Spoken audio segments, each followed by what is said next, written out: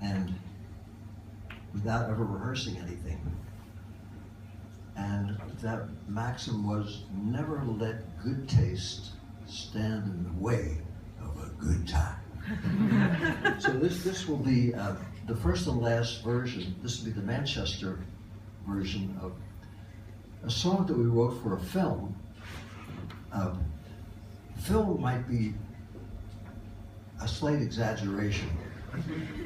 A home movie with a genius narration by Jack Kerouac, after we had taken his play called The Beat Generation, which he wasn't allowed to use because someone had made one of the 5 horrible movies of all time called Mr. Zugschmidt, I believe his name was. This used in film schools now to show what to avoid if you want to make films. But because Mr. Zugschmidt had somehow taken the title, and Jack didn't want to change the name of the title, and the play languished in a warehouse for about 50 years and just got shown 2 years ago. So those of us who Jack had the misfortune of having in the cast of this home movie actually saw what it was we were supposed to do with some really good actors in Jack's hometown of Lowell, Massachusetts. It was just a little vignette taken from the experience had by Carolyn Cassidy. Some of you might have known her. She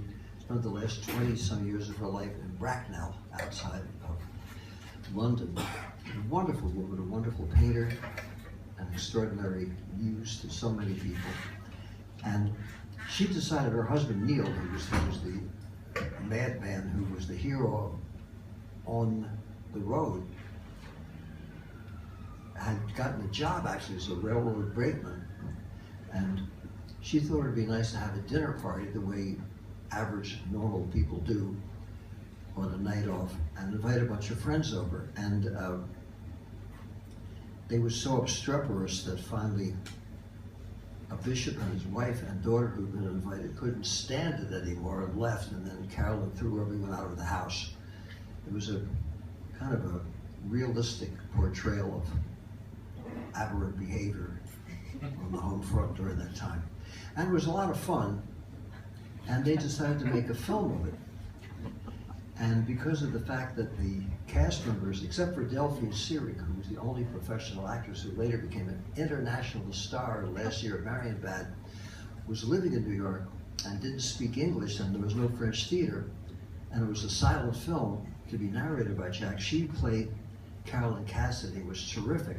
The other cast members included Allen Ginsberg, Peter Orlovsky, and Gregory Corso, the poets, Larry Rivers, the painter, myself as Nez McGillicuddy, the deranged French hornist, and a lot of other people who proved definitely to the world we were not actors by our non-performances. And Jack came in, saw the whole massacring of his material, and after 3 weeks of insane partying, someone came in who would, I think, edited television commercials and cut down 50 hours of clowning around into a 29-minute jumble, beautifully photographed by Robert Frank, who's a great photographer and had his little camera there. And Jack came in, and I was there playing, as I had for the first jazz poetry readings.